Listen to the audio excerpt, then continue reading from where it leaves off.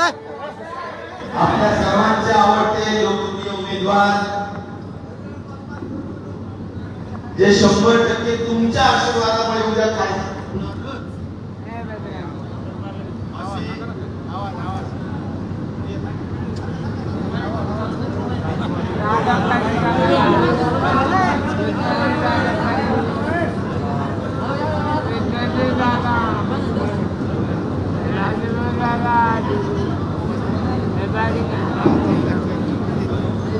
Hello जे तुमच्या सर्व जनता मायबाप मतदार मायबापच्या आशीर्वादाने 100% खासदार होणारच असे श्री बजरंग बाप्पा सोनवणे आपल्या भागाचे लोकनेते आणि आमचे परमस्नेही आदरणीय बदाबाबा पंडित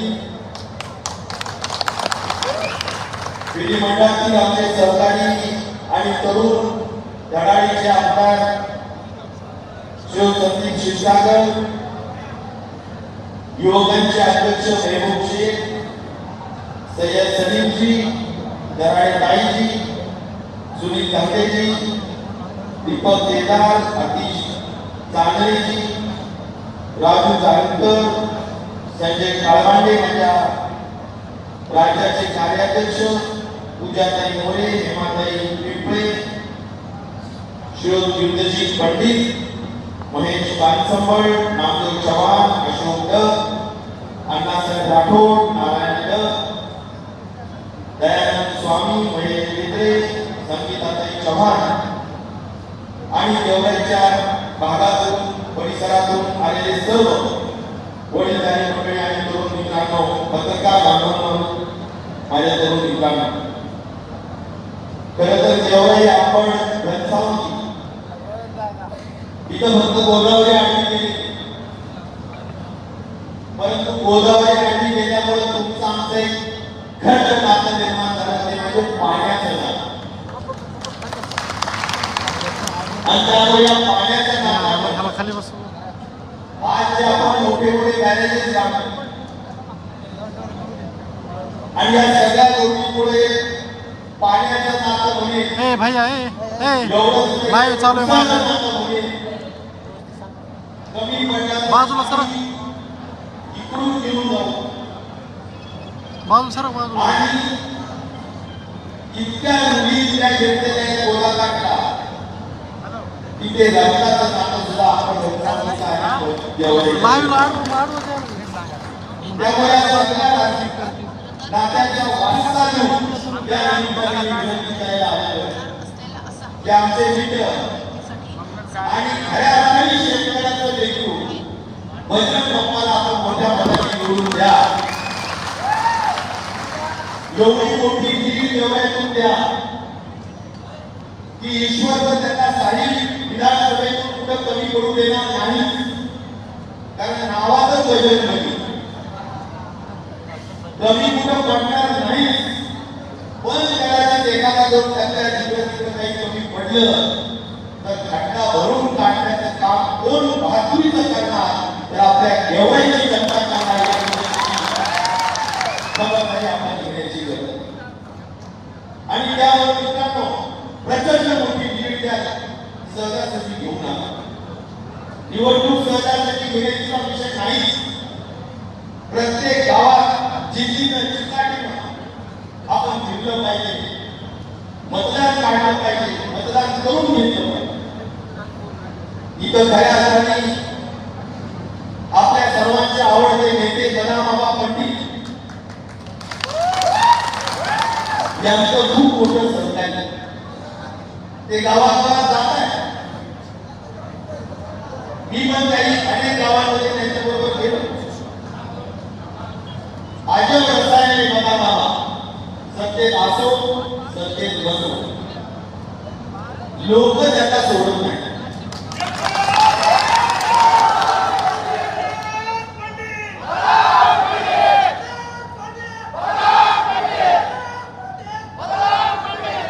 मी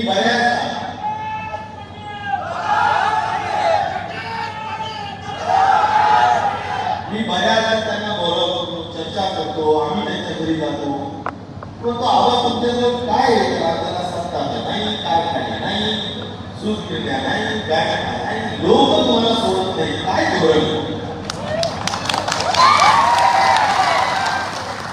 आणि आव्हान तुम्ही खूप शिकलेले राजकारण, ते माझ्यापेक्षा वडील आणि त्यांची जी काम करण्याची पद्धत, कोणी काम सांगितलं जरा आता थोडंसं वय थोडं मोठं झालंय, पण नाही तर घरी बस मोटरसायकलवर चल पोलीस स्टेशन, चल तहसीलला, चल पंचायत समिती, हात दाखवा गाडी थांबवा, या विचाराने काम करणार. आणि त्यामुळे मला सांगायचा मुद्दा एवढाच की मित्रांनो, तुम्ही सगळ्यांनी खूप गंभीर साथ देण्याची गरज आहे. आबांचं काम हे सगळ्या समाजामध्ये, एक समाज असा विषय नाही. मला माहिती की बंजारा समाज आबांच्या खूप कारणांवर काम आहे. धनगर समाजामध्ये, सगळ्या कारणांमध्ये, अनेक समाजामध्ये लोकांमध्ये त्यांचं चांगलं काम. मला या निमित्ताने एवढं सांगायचं, मित्रांनो, तुतारी वाजवणारा माणूस शरद पवार पक्षाचा, राष्ट्रवादी काँग्रेस पक्षाचा उमेदवार बजरंग बाप्पा हे एका विचाराचे, पक्षाच्या विचाराचा उमेदवार. म्हणजे काय की या ठिकाणी आज जर बघितलं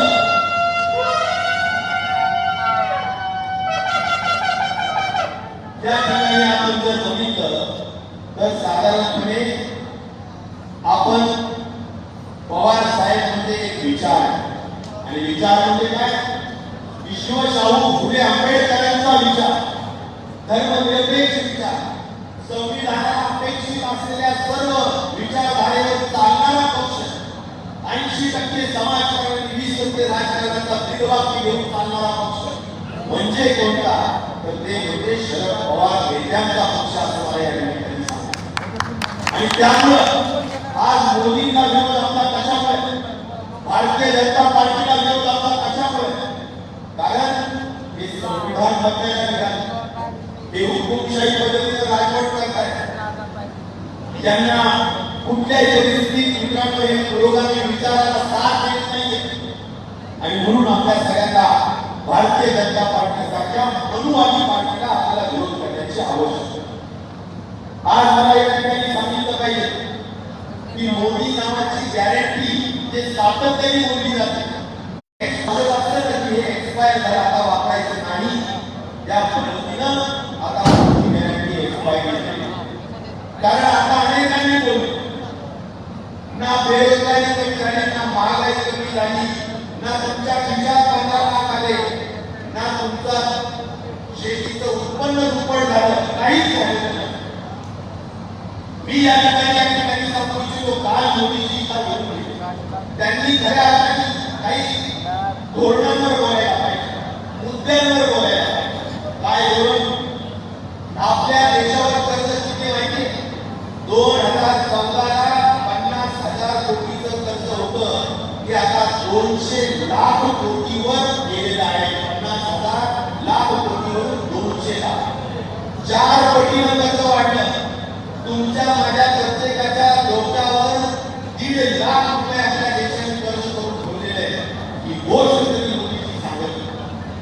मित्रांनो, तुम्हाला मला आजही सांगायचंय की कालपर्यंत मागच्या वर्षीचं सुद्धा अनुदान अजून आपल्याला मिळालेलं नाही.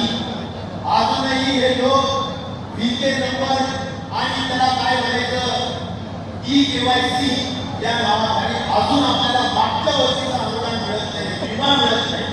मात्र मोदी सरकारने तुम्हाला जबाबदारीने सांगतो की 11,80,000 कोटीचं उद्योगपतींचं कर्ज मोदी सरकारने माफ केलं.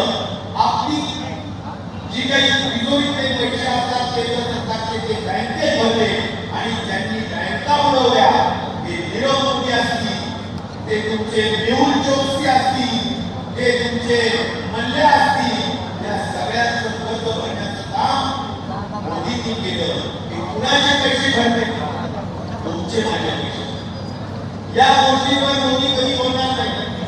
आणि म्हणून आपल्या सगळ्यांना या ठिकाणी लक्षात घेतलं पाहिजे की ज्यांनी जीएसटीच्या माध्यमातून तुमच्या खिशातले पैसे काढण्याचं काम केलं, आज जीएसटी एवढा वाढवला आहे की जीएसटीच्या माध्यमातून तुम्हाला खत, बियाणे, फवारणी, ट्रॅक्टर, नांगरट सगळ्यावर जीएसटी आणि या जीएसटीच्या माध्यमातून तुमच्या खिशातून पैसे काढले जातात आणि सन्मान योजनेच्या नावाने फक्त 6,000 रुपये वर्षाला दिले जातात. म्हणजे पाईपलाईनने 10 इंचीच्या पाईपलाईनने पैसे काढणं खिशातून आणि अर्ध्या इंचीच्या पाईपलाईनने तुमच्या खिशात देणं आणि टिंग्या वाजवणं, ऍडव्हर्टिजमेंट करणं. मित्रांनो, या सगळ्या गोष्टींपासून आपण जागरूक व्हायला पाहिजे.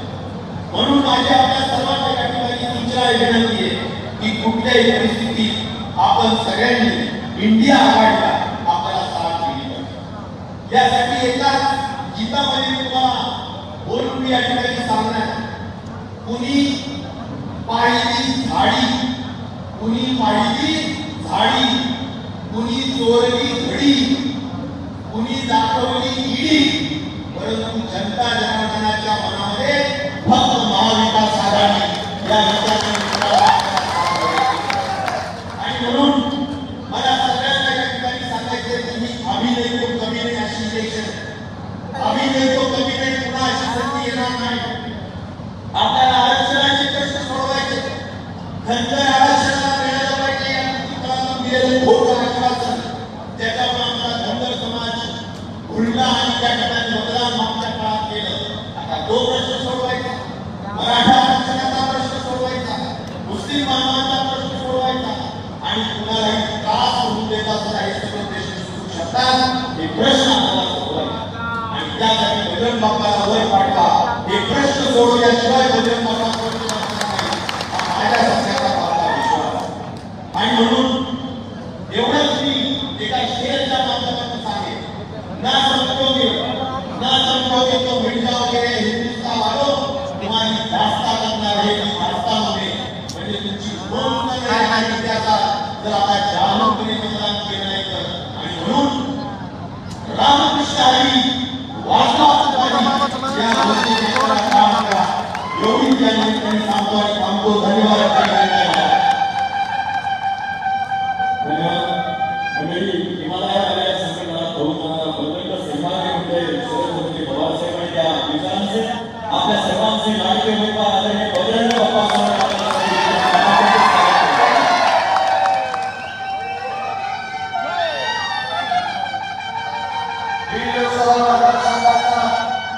महाविकास आघाडीचा उमेदवार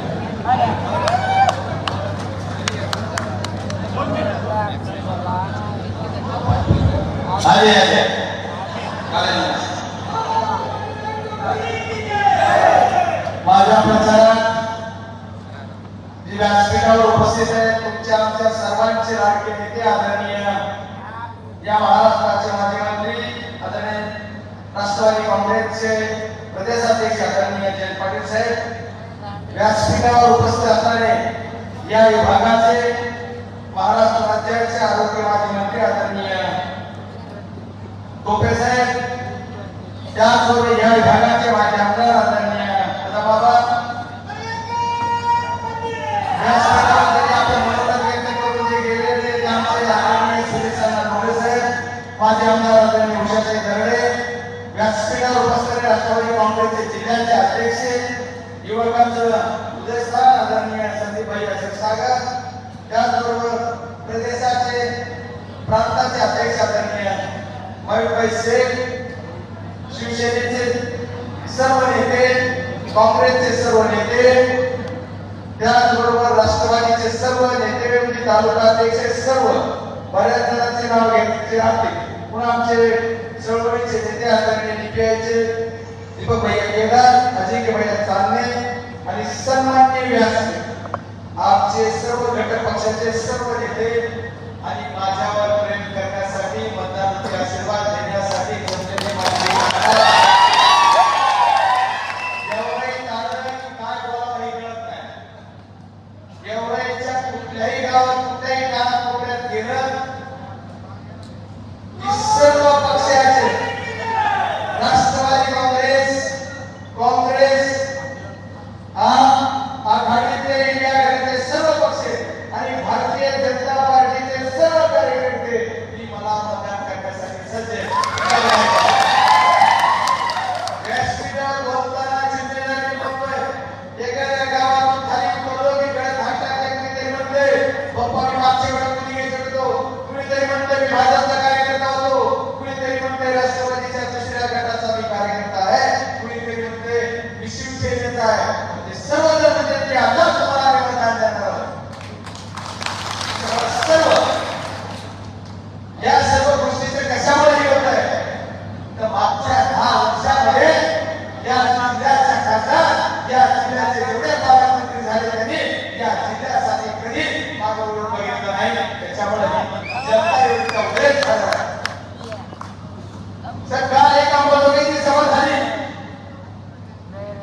अंबाजोगाईच्या सभेत मी कधी कोणावर टीका टिप्पणी करायचं बंद केलं. काही आमच्या मित्राला जमत नाही येत आहे. आमच्या आशिषच्या मित्रांना हालली मोडी मी म्हणलं होते पण नाही जमली गेलं गड्या. मी कधीच कोणावर बोलायचं नाही ठरवलं पण बोलले. त्यांना माझी विनंती आहे की अभ्यास करून बोला. तुम्ही हुशार आहात पण बोलताना अभ्यास करून बोला.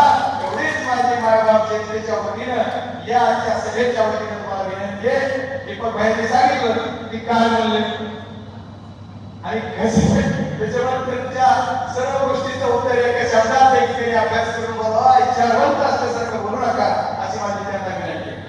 दुसरे नेते म्हणजे माधवगावचे की म्हणजे अण्णा तुम्हाला माझ्यापेक्षा बजरंग सोनवणे कसा आहे ते चांगलं माहिती आहे का? तुम्हाला 10-5 वर्षात कळवलं नाही का? त्यांना माहिती आहे. म्हणजे आमची गोष्ट त्यांच्याकडे गेली.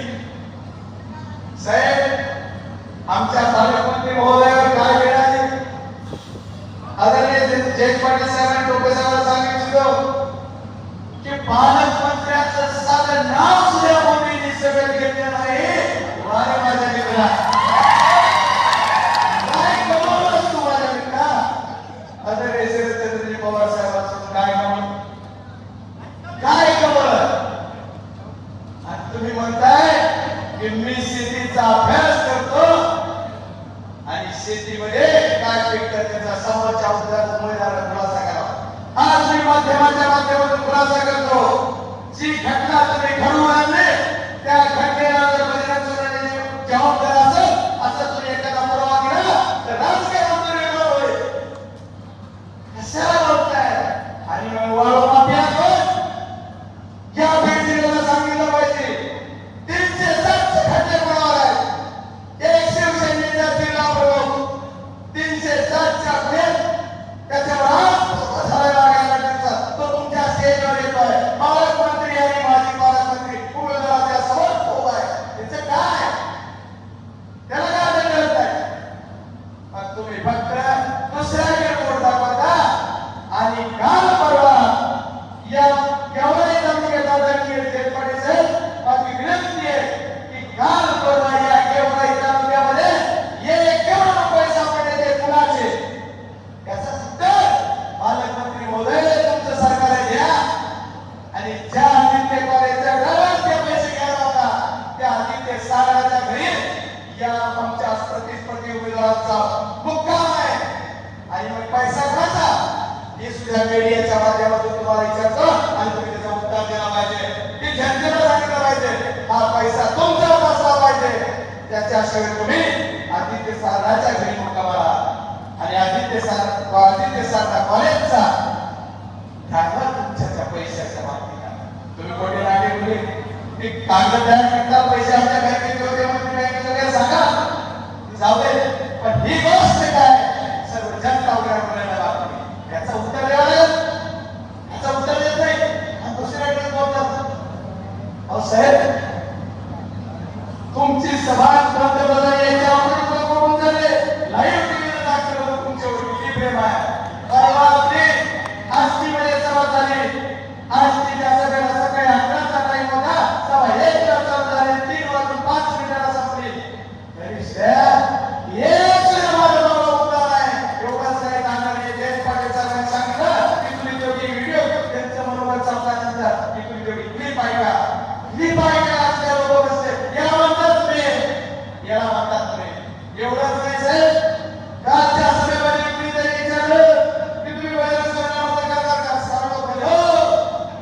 बघा एकट्या सभेत त्यांनी प्रश्न विचारला तुम्ही वैद्य सरकारमध्ये करणार का? बघा हे लोक म्हणते तसं त्यांनी विचारलं. लोक म्हणले हो. म्हणजे तिथे आले लोक सांगतात की वैद्य सरकारमध्ये करणार काय आहे तर ती भारतीय जनता पार्टीची कमिटी असेल, ती राष्ट्रवादीची कमिटी असेल, ती शिवसेनेची कमिटी असेल. पण यावेळेस गोरगरीब शेतकरी शेतमजुरांचा आमचा मुलगा याला आम्हाला मतदान द्यायचं असं त्यांचं ठरवलं आहे. त्याच्यामुळे हा विषय नाही. आदरणीय पालकमंत्री महोदय हा तुमचा अपमान नाही, बीड जिल्ह्याचा अपमान आहे. बीड जिल्ह्याच्या पालकमंत्र्यांचं नाव मोदी साहेबांना घेतलं आहे. मोदी साहेब तुम्ही महान नेते आहात, देशाचे पंतप्रधान आहात. माझी तुमची जेवढी नक्कीच नाही. पण आदरणीय साहेब तुम्ही आलात आणि काय बोललात? माझ्या मुस्लिम बांधवांना आरक्षणाचा काय आरक्षण देणार नाही. मुस्लिमाच्या आरक्षणापासून बाजूला काढणार, मुस्लिमाला धाप देत, माझ्या मुस्लिम बांधवांना तरी धाप द्यायचं काम केलं. या सर्व गोष्टीचा जॉब तुम्हाला द्यावा लागेल. देशाचा पंतप्रधान संविधान पदावर असताना असं कसं म्हणू शकतो की मी तुमच्या असं करणार नाही.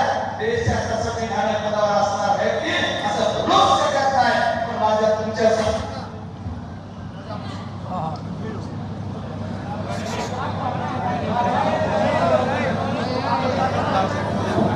माझ्या मुस्लिम बांधवांना सर्वांना सांगू इच्छितो एका व्यक्तीला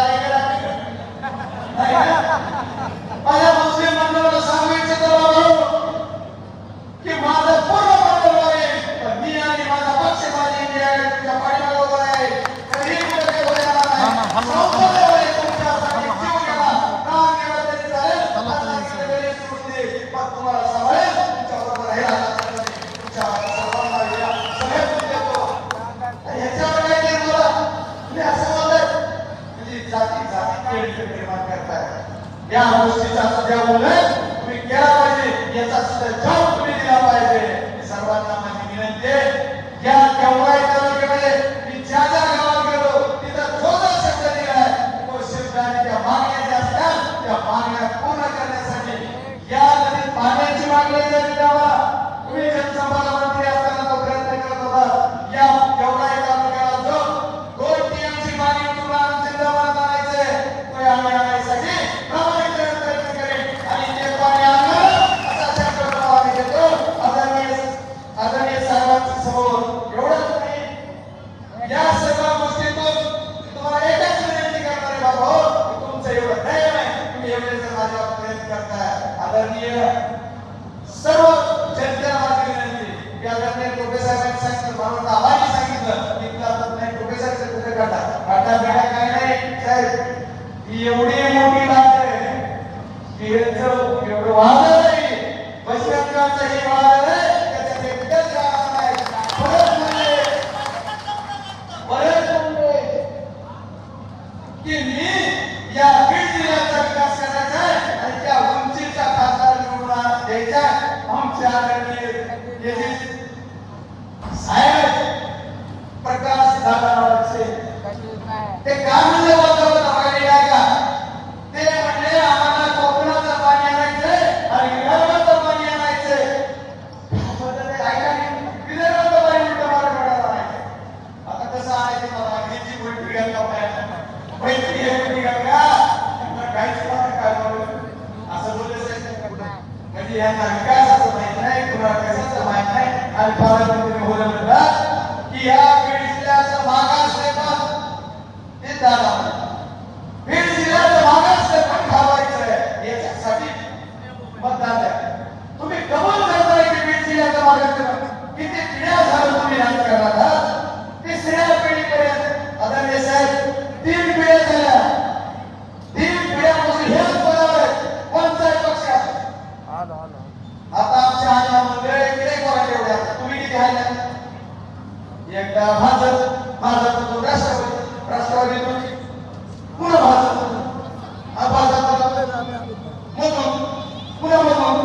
आमच्या बरोबर हे कसं आहे? मग तुम्ही आम्हाला कसं विचारता? मग आदरणीय दादासाहेब, तुम्ही ज्यावेळेस म्हणता की बीड जिल्ह्याचं मागासवर्गीय ठेवायचं आहे, 2-2 पिढ्या 50 वर्ष झालं तुम्ही बीड जिल्ह्याला राज्य करताय. का बीड जिल्ह्याची परत तुम्ही मागासवर्गीय आता उत्तर देत गेला होता पाहिजे. दिलं पाहिजे काय? 50 वर्ष झाले हेच झाले, हेच म्हणते आमच्यासारख्या गोरगरिबाच्या मुलांना साहेबांनी जबाबदार दिला आणि या वादावर आम्ही वाटलं काय वाढू असेल. अरे ही परिस्थिती तुम्ही कुठं बोला काय मानवता असेल? आमच्या मराठा आरक्षणावर बोलतात, धनगर आरक्षणावर बोलतात, मुस्लिम समाजाच्या ओबीसीच्या समाजाच्या या आरक्षणासाठी बोला. तुम्ही काय बोला? काहीच नाही. आणि या महाराष्ट्रात नव्हे तर दिल्लीला झोपून एवढा चाललेल्या या महाराष्ट्रात लोकांना मनोज दादा पाटील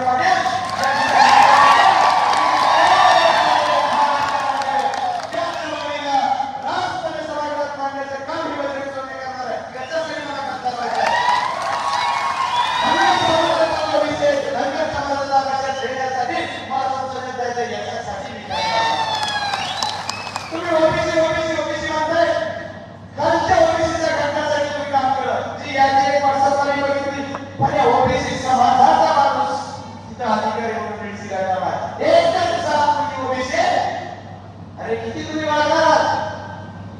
किती जणांवर खोटे गुन्हे दाखल करणार? असे तुमचे खोटे धंदे आणि खोटे गुन्हे तुम्ही करता, वेळेला बातमी छापणार आणि बजरंग सोन्याचा सन्मान जोडता. सरकार तुमचं यंत्रणा तुमचे संशोधन तुमच्याकडे आहे, करा तपास आणि बजरंग सोन्याला दोषी काढून दाखवा. तुमचं जर कारण नसेल की मग तरी कसं बोलायला तुम्ही जेवढं बोलतात तेवढंच बोलायला पाहिजे महोदय. तुम्ही जर बोलाल तर तुमचे राजकीय आरोपाचे कपडे फाडल्याशिवाय जाणार नाही. बजरंग सोरेचा असा कुठला धंदा आहे की ते छापून करवत आहे, जे अंधारात करवत आहे की बजरंग सोरेची पोलीस असं सुद्धा नाही. त्याच्या 40 राहणार आहे की बजरंग सोरे. अरे गरीबाचा एक बोल काय माघार पुढे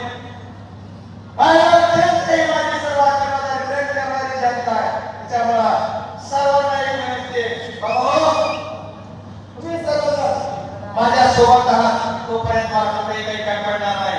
तुमच्या सर्वांचा आशीर्वाद आहे, आदरणीय शरदचंद्रजी पवार साहेबांचा आशीर्वाद आहे, तोपर्यंत तुम्ही काही पडणार नाही.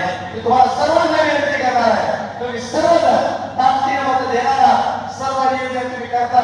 गावागावातून सर्व गट विसरून सर्व जाती धर्म विसरून ओबीसी असत, मुस्लिम असत, साहित्य असत, माळी असत, कोळी असत, इंडी असत, सर्व जाती एकत्र येऊन तुम्ही मत देतात. याचा हिसका यांना कधी कळत 4 जूनला त्यांना खाली की नाही राखीच झाली नाही. त्यांना वाटतं आमची सभा तुमची सभा काय एका फोनवर काल सभा केली आणि आज एवढी मोठी विराट सभा इथं आदरणीय आवाजच्या माध्यमातून या मतदारसंघामध्ये आदरणीय त्याच्यामुळे याच्यात तुमचं काय प्रेम दिसतंय ते तुम्हाला एकच सांगतो. तुमचा सर्वांचा जीवनाचा जो प्रश्न आहे, आदरणीय भैया सर काहीतरी बोलले तरी भैया सर आमच्या जिल्ह्याकडे बघत नाही, फक्त पाणी देतात. तुमचा यशस्वी राहणार नाही असा शब्द देतो. भैया साहेबांच्या मतदारसंघात जास्त उंच आहे. आता पुढच्या वर्षी कॅपॅसिटी वाढली म्हणते, पण त्यात रंगा व्यवहारात काहीतरी निर्णय करते आणि कारखान्याची कमी कॅपॅसिटी राहते. या वर्षी या रंगा व्यवहारानं तो वगैरे राखंडची आणला उसाच्या रसापासून इथेनॉल तयार करणं बंद झाले पाहिजे. बाळासाहेबांनी फार आमचे कारखान्याच्या कॅपॅसिटी पूर्ण कॅपॅसिटी चालवता येणार. मग काय झालं म्हणतं शेतकऱ्याचा लॉस.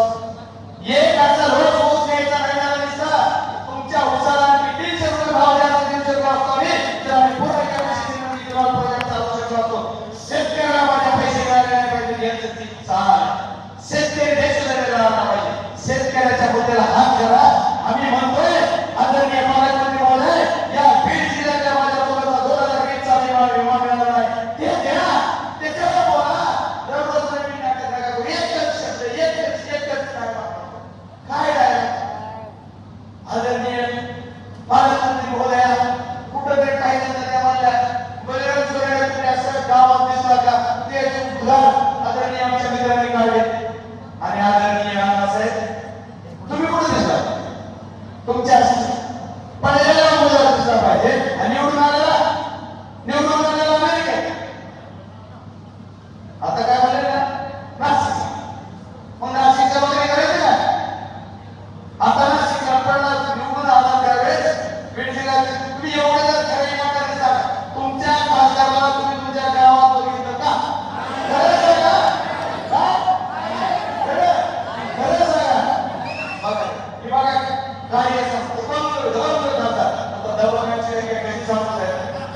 द्यायचं डबल पे करतात काय त्या कार्यकर्त्याला गावा कार्यकर्ते काय बोलतात मग जाऊ द्या खासदार नाही बघितलं मी परवा परळी विधानसभा मतदारसंघात होतो जिम्मेदारीने सांगत आहे परळी विधानसभा मतदारसंघातल्या शिरसाळा भागात फिरत होतो तिथले 200 लोक एका गावात म्हणले वैद्यनाथ कारखान्याने माझे एवढे पैसे करून दिले एवढे पैसे राहिले आदरणीय ताई साहेब त्याचं उत्तर द्यावं करा जागा अरे पट्ट्या प्रत्येक गावात जातोय माथ्याने गावात करतोय उसाल माथ्याने गावात करतोय तुम्ही जा त्या गावात जाऊ तुमची गर्दी तुम्हाला होती आणि तुम्ही म्हणता त्या आंदोलन करणारे लोक आढळतात आंदोलन करणारा लोक तुम्ही आढळत नाही तुम्हाला ज्या लोकांना तुम्ही फसवलंय ते लोक तुम्हाला काय द्यायला जातात असतील आंदोलनाला काय सांगते लोक कुठं द्यायचं आहे आंदोलनाला ही गोष्ट चुकीची आहे त्याच्यामुळे शिरसाळा भागात ते म्हणले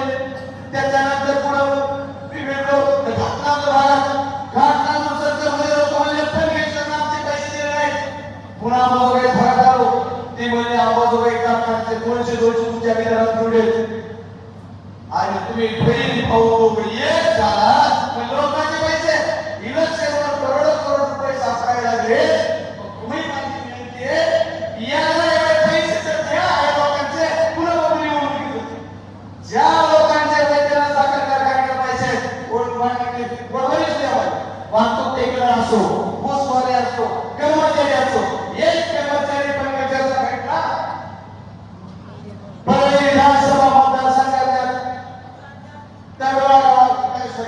तळेगाव कारण मला माझ्या ऐकते तळेगाव गावात जा तिथे एक कर्मचारी ते मला साहेब माझे 16,25,85,000 या कारखान्यात यामध्ये आमच्या आदरणीय ताई साहेबांनी पुरवले आता त्याच्यात तुम्ही मला पैसा कुठे गेला मी मला लोकांच्या बाहेर पैसे गेला ते मी कसं मागायला पण घ्या मग तुम्ही पैसे गोळा करता कुठं म्हणतात की मला घर करायचं मला कार्यक्रम पैसे गोळा करते आणि लोकांचे पैसे काय म्हणतात ते विकासाला बोला तुम्ही 10 वर्ष 15 वर्ष काय केलं 15 वर्ष तुम्हाला या बीड जिल्ह्यात खासदारकी दिली 10 वर्ष तुम्हाला सरकार तुमच्या खालीवर होतं पण बीड जिल्ह्यातला महाराष्ट्र पण काय केलं नाही आता काय आता काय झाले असा काय चमत्कार झाला या 10 वर्षात याला साक्षात्कार झाला की विकास करायचा 10 वर्ष काय करताय एक तरी मोदी सर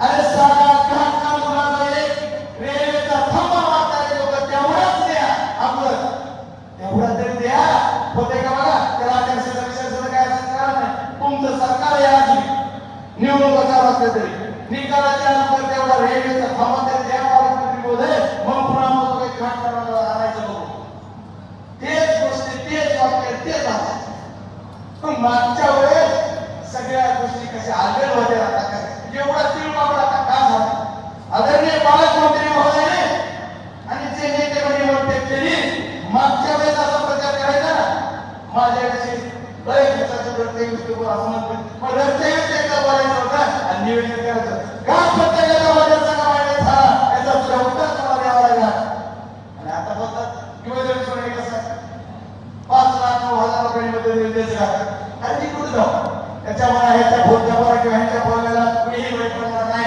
तुम्ही सर्व मायबाप जनता आमच्या सोबत आहोत मी तुम्हाला सर्वांना विनंती करणार आहे येणाऱ्या 13 तारखेला तुमचं आमचं सर्वांचं चिन्ह आहे तुतारी वाजवताना मग या चिन्हासोबत बटन दाबून मला मतदानाचे आशीर्वाद द्यायचा आणि मला संसदेत पाठवण्यासाठी तुमच्या आशीर्वादाची गरज आहे खूप खूप धन्यवाद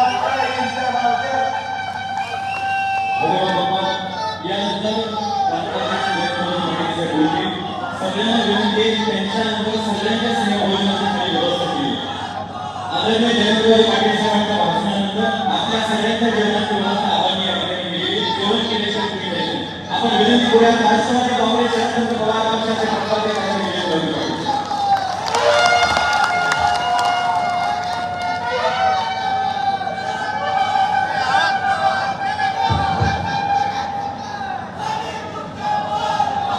व्यासपीठावरील सर्वच मान्यवर आणि पदवी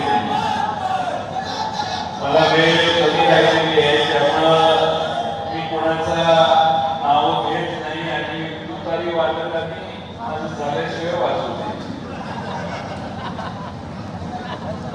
सर्वांना अनेक मुद्दे माहिती आहेत. या देशात घडलं काय झालंय याचा अनुभव तुम्ही सर्वजण घेताय. बजरंग बाप्पांना विजयी करण्यासाठी अहोरात्र तुम्ही सगळे कष्ट घेताय आणि मला खात्री आहे की बजरंग बाप्पा निवडून येणारी आता काळ्या दगडावरची देश.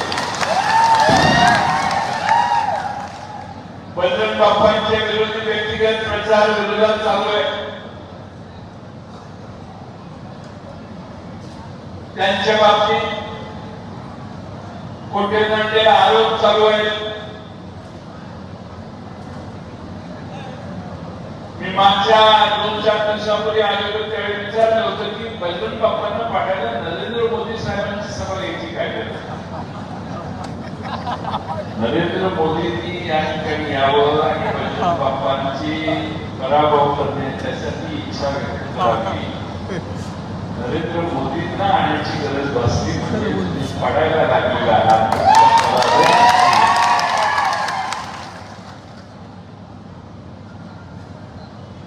आज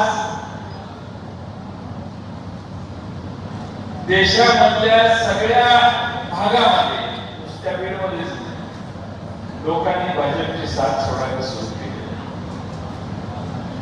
आता सत्ता दिसणार नाही असं भारतीय जनता पक्षाला वाटायला लागलं. एकनाथ शिंदेना आमच्या पक्षातनं शिवसेनेतनं फोडून तिकडे नेलं तोपर्यंत ठीक होत. पण राष्ट्रवादी काँग्रेस पक्षातही फूट दमदाटी करून भोपाळला दम दिला आणि आमचे सगळे तिकडे जाऊन बसले. हे फक्त आणि फक्त घाबरून जाऊन तिथं बसले, कोणत्या तत्वानं किंवा विकासासाठी नाही बसले. हे सगळ्या महाराष्ट्राला कळलेलं आहे. शिवसेना का फुटली सगळ्यांना माहिती आहे, राष्ट्रवादी काँग्रेस का फुटली हेही सगळ्यांना माहिती आहे. पण हे 2 पक्ष फोडायची गरज का पडली? 2 पक्ष मित्रांना फोडायची गरज पडली कारण महाविकास आघाडी एकच राहिली तर आपल्याला महाराष्ट्र हाताला लागणार नाही आणि म्हणून हे 2 पक्ष फोडण्याचं षडयंत्र यांनी केलं. पहिला पक्ष फोडला हिंदुत्व हिंदुत्व हिंदुत्व ठीक आहे, हिंदुत्वासाठीच आम्ही सगळे आहोत एक झाले. दुसरा पक्ष फोडला त्यावेळी मात्र भारतात नुसत्या महाराष्ट्रात नाही भारतातल्या भारतीय जनता पक्षाच्या मतांवर परिणाम झाला. ज्यांच्यावर भ्रष्टाचाराचे आरोप केले त्या सगळ्यांना एका झटक्यात तुम्ही पक्षात घेतलं किंवा बाजूला आपलं घेतलं.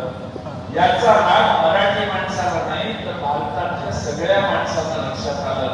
हे सगळे राजकारणासाठी पडेल ती किंमत द्यायला पाहिजे आणि म्हणून आपल्या सगळ्यांना आता 2 मोठे पक्ष फुटले तर यांची परिस्थिती काय याचं कुतूहल असलं पाहिजे असं मला वाटतं.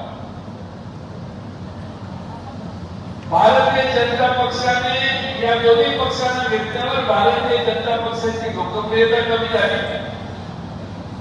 लेने के देने पड गए आणि ही 2 मोठी पॅकेज घेऊन आता भारतीय जनता पक्ष महाराष्ट्रात प्रचार करतोय.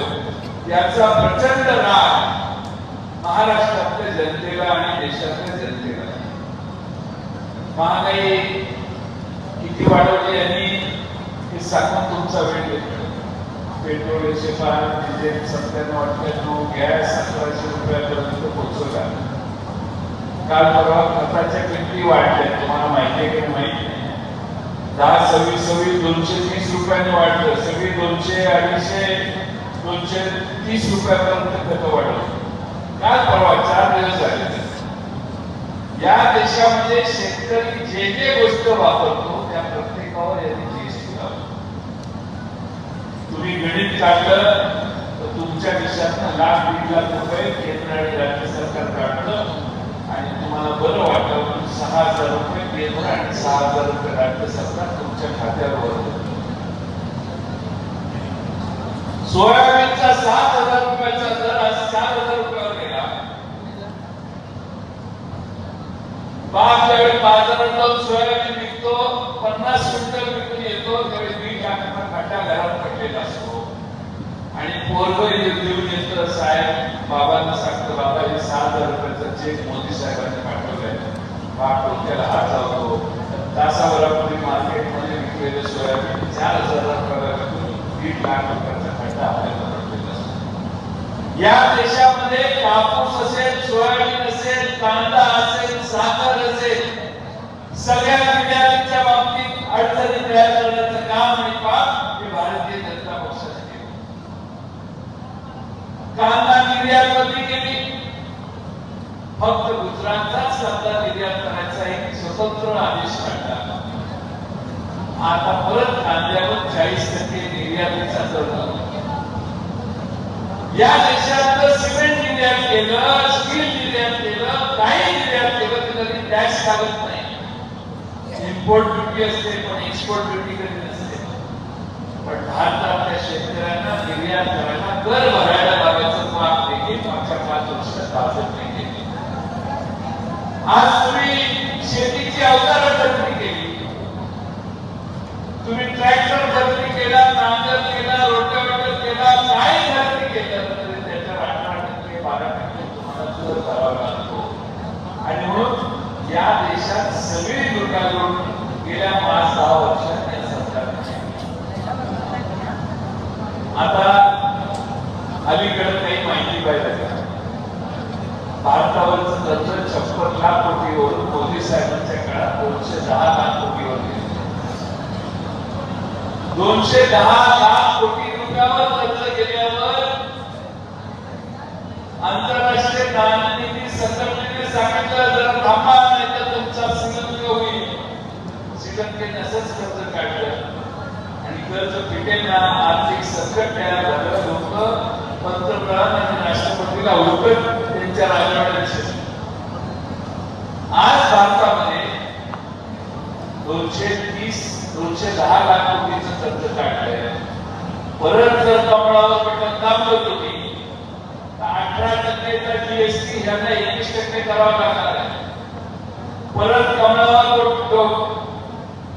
बटन दाबलं तर 2 व्हीलर बाजारात 2 लाखाची खरेदी करायला गेला मोटरसायकल तर 28% 2 चाकी वाहनांना कर आहे.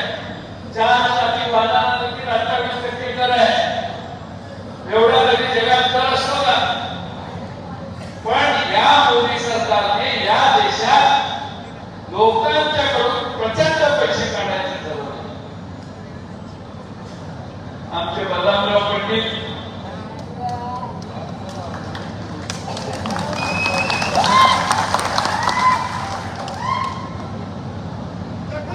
तुळजाभवानीच्या दर्शनाला गेले. जाताना येताना जरा बाजार करायचं असं डोक्यात होतं. जरा मोठं पाकिट खिशात होतं. जाताना तुळजापूरला पोचल्यावर गाडीत उतरले. एके ठिकाणी गेले.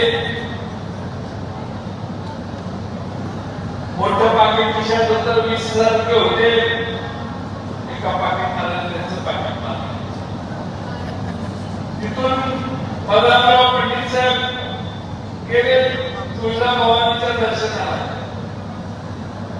पाकिट मारल्याने पाकिट उघडल्यावर त्याला बदामराव आव्हानासारखा एक सोजवळ चेहरा दिसल्यावर त्याला वाटलं या माणसाचं पाकिट मारलं आपण काय बरं नाही. त्यानं 3,000 रुपये पाकिटात ठेवले. 17,000 रुपये खिशात घातले आणि ते बदामराव पंडित साहेबांना उलटायला लागले. पण त्यांची गाडी देवळाच्या दारात दिसल्यावर तिथे गेले. तर बदामराव पंडित साहेब तुळजाभवानीला नमस्कार करत होते. नमस्कार करायला आत निघाले होते. आत उतरून पायऱ्या उतरायला लागले होते. तेवढ्यात भेटले तो तर साहेब तुमचं पाकिट तिथं पडलं होतं. आता इथं पडलं होतं. ते घ्या तुम्ही. आव्हाना वाटलं की तुळजाभवानी आपल्याला साक्षात पाहू. या पृथ्वीवरचा सगळ्यात प्रामाणिक माणूस मला भेटला म्हणून मला 20,000 पाकिट मला परत मिळालं. पण आवाज त्याला प्रेमानं पिंडी मारतात. बरं बरं झालं म्हणते इतका प्रामाणिक आहे, ते पाकिट घेतं निघून जातं. दर्शन करून आबा बाहेर येतात आणि आबांना लक्षात येतं की पाकिट जरा हलकं झाले. आबा उघडून बघतात. उघडून बघितल्यावर कळतं की 3,000 रुपये आहेत, 17,000 रुपये त्या पाट्याने काढले.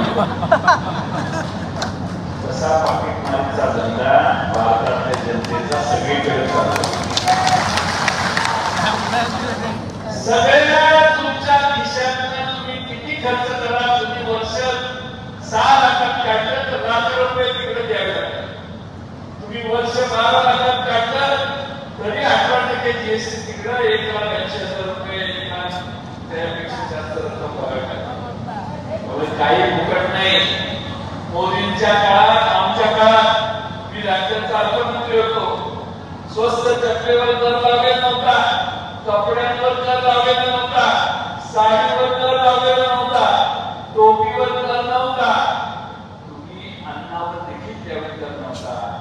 आता अन्नावर देखील दर आहे. पॅक केलेल्या तांदळावर देखील कर भरावा लागतो, पॅक केलेल्या गव्हावर देखील कर भरावा लागतो. या देशात मोदी साहेबांनी काही सोडलं. त्यामुळे तुम्ही विचार करा, आपण यांना मतदान करून यांना कर्ज फेडायचं कारण सांगली निवडणूक झाल्यावर आणि 18% जीएसटी 21% करायला कमी करणार नाही. पेट्रोल 105 रुपयाचं 115 रुपये करतील का कर्ज फेडायचे. देश के लिए सेना होगा असे भाषण होईल आणि आपलं सगळं दर वाढेल. डिझेल आता 97-98 रुपये. जरा लाज वाटते की निवडणूक झाल्यावर ते डिझेल 105 रुपयाला जाईल. गॅस तुमचा 800-900 रुपयाला आहे, 1,500-2,000 रुपयाला न्यायला देखील कमी करणार नाही. आणि म्हणून हा शेवटची संधी तुम्हाला आहे. महागाई कमी करायची, सगळे कर कमी करायचे आणि आपलं जीवन सुसह्य करायची. तर काँग्रेस, राष्ट्रवादी काँग्रेस, शिवसेनेनं आश्वासन दिले, आमचं सरकार निवडून आल्यावर आम्ही हे सगळे कर शेतकऱ्यांच्यावरती काढून टाकू ही आम्ही जाहीरपणाने भूमिका घेतली. माझी आपल्याला विनंती, शेवटी आपण विचार करा. सोनं 2014 साली 28,000 रुपयाला होतं. आता सोन्याचा दर किती आहे?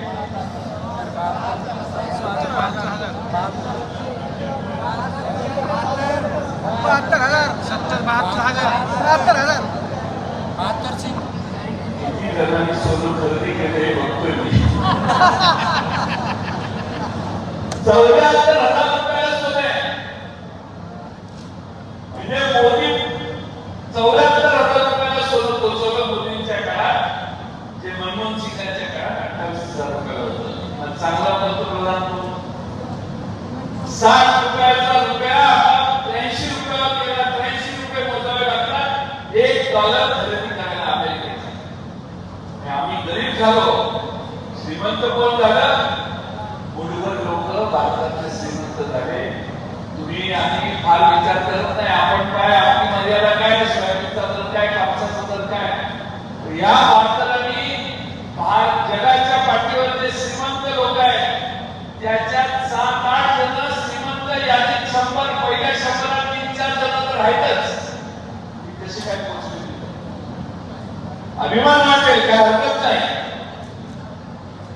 पण अभिमान वाटायला, श्रीमंत झाल्यावर अभिमान वाटायला हरकत नाही. कोण श्रीमंत झालं? ज्यांना यांनी भारतातली सगळी बंदरं दिली, ज्यांना यांनी भारतातली सगळी विमानतळं दिली, ज्यांना यांनी रस्ते दिले, सगळ्या गोष्टी त्यांच्या ताब्यात केल्या आणि सगळं खाजगीकरण केलं. हीच लोक देशाला श्रीमंत आहेत. तुमच्या माझ्या दारिद्र्याबद्दल हे विचार करत नाही. ते आता सगळ्यांना सिद्ध झाले. काल या ठिकाणी पंतप्रधान आले, मला कळतच नाही अलीकडे त्यांना काय झालं. मध्ये एके ठिकाणी मुस्लिम समाजाबद्दल देशाच्या पंतप्रधानांनी बोलू नये, शपथ घेताना सर्वांना समान वागवे असं शपथ देत आहे पंतप्रधानांबद्दलचे. तुम्हाला आठवतं का त्यावेळी पहिल्यांदा नरेंद्र मोदी पंतप्रधान झाले त्यावेळी त्यांनी काय केलं माहितीये, संसदेत गेले. मला अजूनही 2014चा टीव्हीवर दिसलेला शिक्षण आठवतोय. पंतप्रधान संसदेत गेले,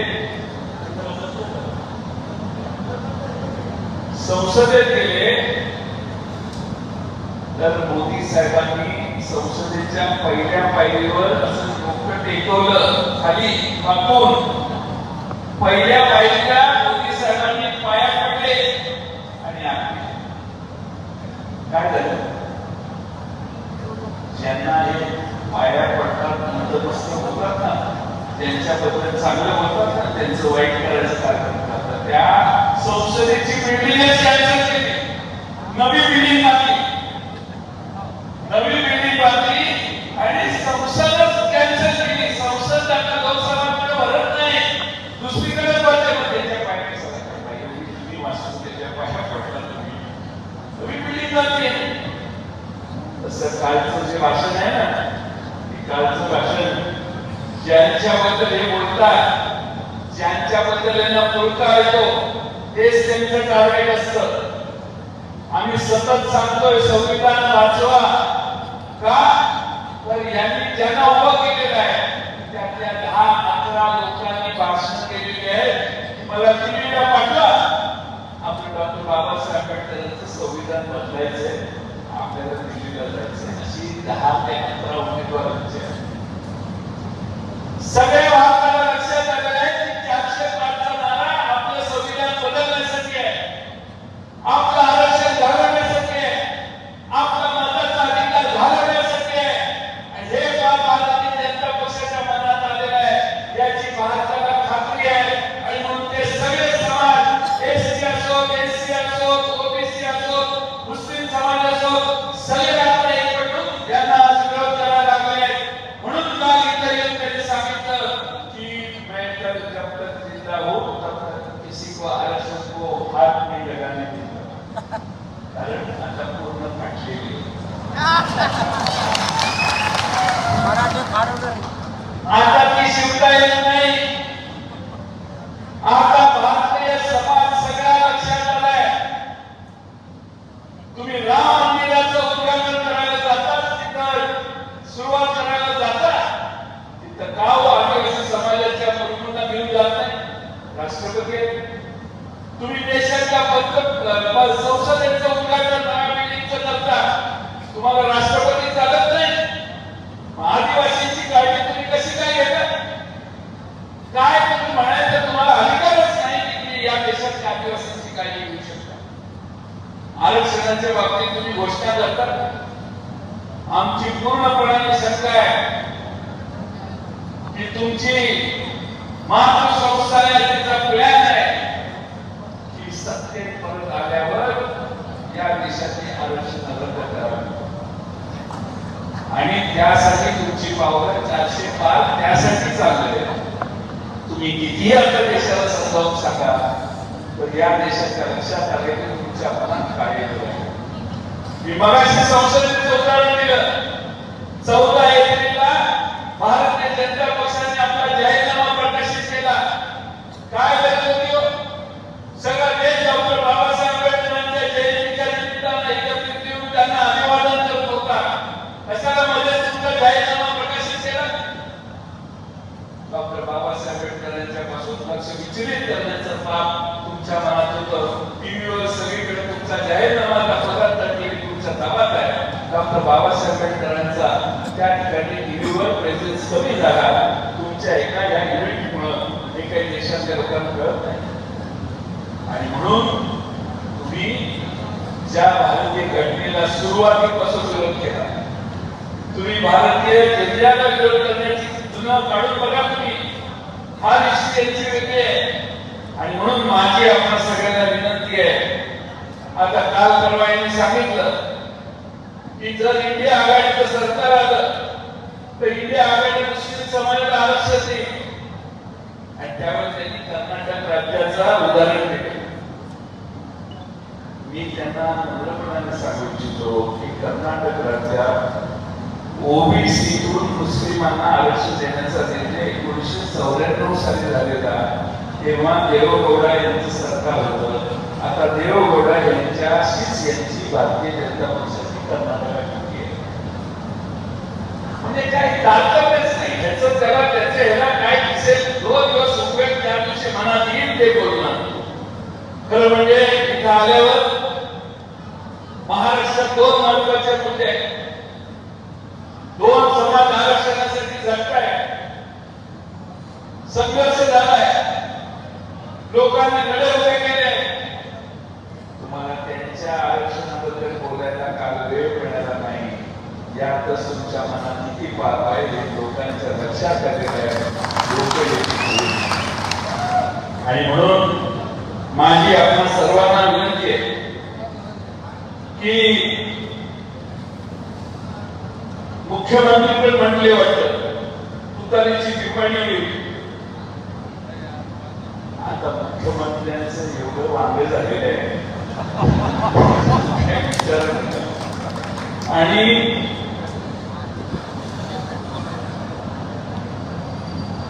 धनुष्यबाणाच्या मुळे त्या कमळाच्या पाकळ्या गळणार नाही त्याची काळजी घ्यावी. सगळ्या भारतीय जनता पक्षाला की धनुष्यबाण घेतलं, घड्याळ घेतलं, त्यामुळे कमळाच्या पाकळ्या तुटायला लागल्या. पुन्हा भारतात आणि महाराष्ट्रात भारतीय जनता पक्ष निवडून येत नाही असा माझा विश्वास आहे. आज बजरंग बाप्पा यांना पाठिंबा देण्यासाठी आमच्या बदामराव पंडितांनी आजची सभा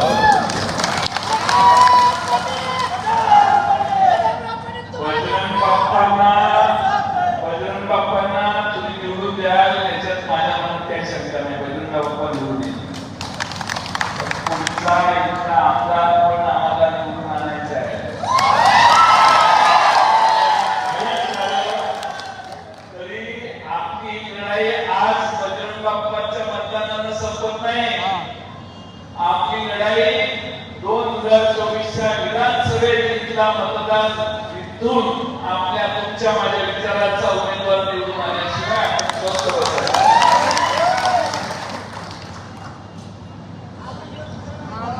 आम्ही सगळे आपल्याला विनंती करतो की बीड हा कष्ट करणाऱ्या महाराष्ट्रात सगळ्यात जास्त कष्ट कोण करत असेल तर बीडचा माणूस करतो असं माझं मत आहे. सगळ्या महाराष्ट्राला सादर करताना त्यांचा ऊस सोडायचं काम देखील बीड मधला तरुण, बीड मधला शेतकरी, मला असे अनेक माणसं म्हणतात माझ्या वडिलांच्या पासून आमच्या संबंधित आहेत. या पिढी करते 50-60 वर्ष 1, 2, तिसरी पिढी आज कष्ट करण्यासाठी पुढे कष्ट करणारे इमानदार असतो. त्यामुळे या निवडणुकीमध्ये तुम्हाला सगळ्या गोष्टी होतील. बजरंग बाप्पा सारखा एक तरुण चेहरा लोकसभेत पाठवताना या जिल्ह्यात रेल्वे झाली नाही. या जिल्ह्यात 10 वर्षात काय झालं एवढं मला तुम्ही सांगा. काय बदल झाला? एखादा मोठा उद्योग आला का?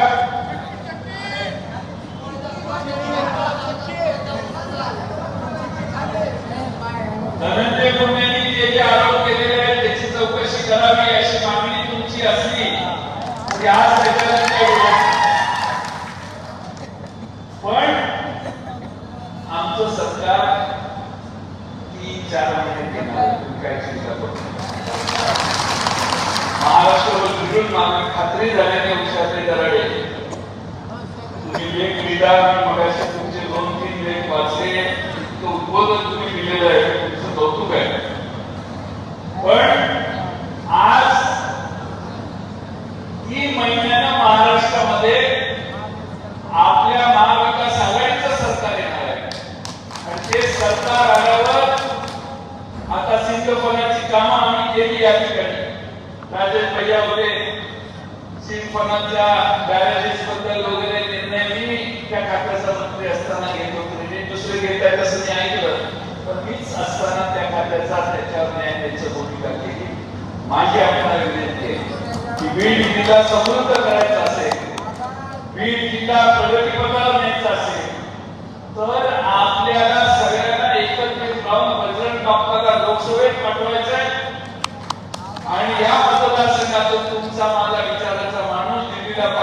मुंबईला पाठवायचं आहे